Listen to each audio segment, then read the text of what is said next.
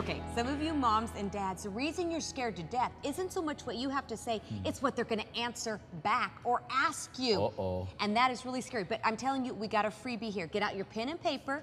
I'm with two experts, and I'm gonna ask them how we can answer these questions. So, your kids ask you these questions. Jim, they tell you their music, their TV, the movies they're watching have absolutely no influence on their whole sexuality. Well, actually, first laugh with them, and then say, what kind of music do you listen to? Because hopefully you know. And then even look at what they dress like, because they probably dress like whatever that genre is.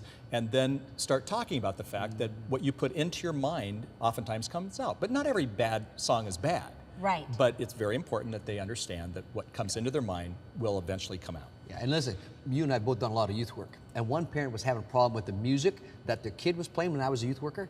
And I said, you know what, let me just go to the concert with the kid and we'll evaluate together. Right. Now the kid couldn't believe this, that his youth worker was going with him to this heavy metal concert in Chicago, okay? And we just talked about it, we sat there, we counted the different drugs going by and the whole deal, right? But it's funny, on that drive home, he would listen to me about anything about the dangers of his music. Because you went to his world. I did.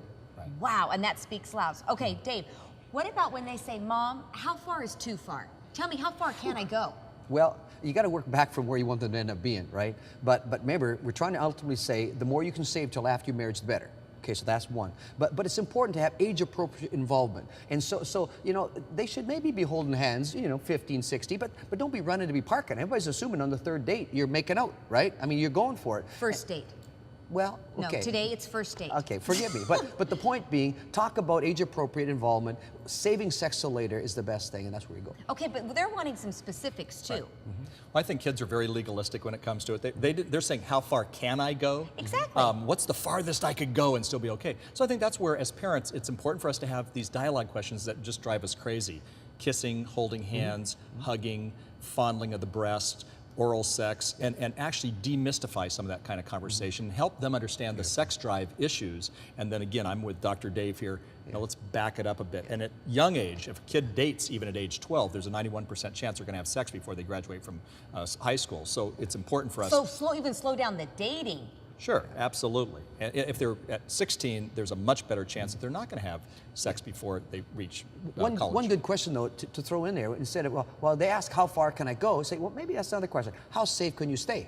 Yeah. You know, why push the line, right? Just, you know, why do you want to go that far? Include all the different topics, no issue there. And if you want to play hardball, sometimes kids do, I say, look, anything more than a 7 to 10 minute good night kiss after you've been dating a year is too much. They go, what? What? Because you're turning on desires that you're going to get cranked. And once you turn the switch on when you get sexually cranked, bottom line is kids can't control what happens after that. Yeah. So you can't get those switches turned on. So let me tell you, that slide goes quick. Yeah, the farther down you get. Okay, here's the scary one. Dad, did you have sex before you're married? Yeah.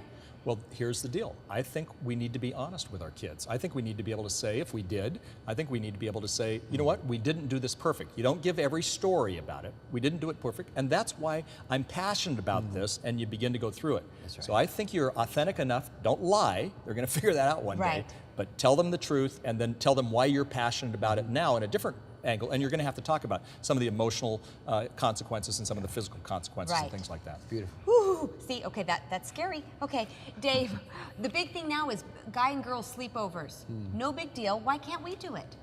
Well, it depends if you say, okay, you can have the guy and girl sleepovers that mom and dad can be in the middle of the room with you.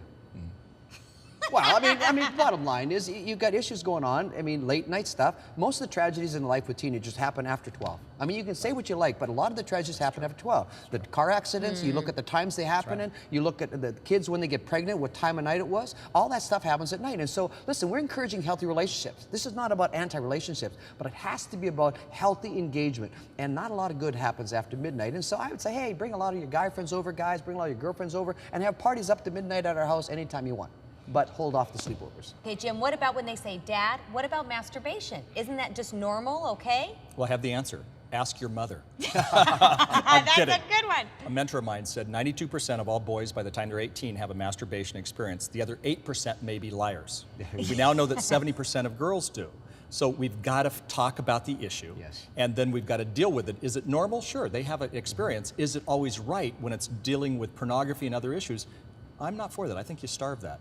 Yeah. Absolutely. Now, what about the last one I want to get to is your kid buys into you and says, okay, I want to say no, but Dad, give me some little tips. How can I say no? Well, I have fun with that one. Both to my girls and other people that I've spoken to on it. You just actually put your tongue on the roof of your mouth and you blow. No, I'm serious, because you get all freaked out, right? But the culture's pressuring you, right? And a culture that says go, you've got to be willing to say no, because it's for your own future. It's for you. It's going to preserve things for you. Many, many people regret having sex before they're married, but very, very few people regret waiting. I'm telling you, that's the truth. And that's really important. Jim, I want to thank you. I want to thank you for being here and giving such great answers and helping so many parents and talking to their kids about sex. And if you've got more questions, we've just got started here in some of the questions. Understand that we want to help you, not only with the questions that your kids are asking you, but maybe the questions you want to ask us about how to talk to them about sex.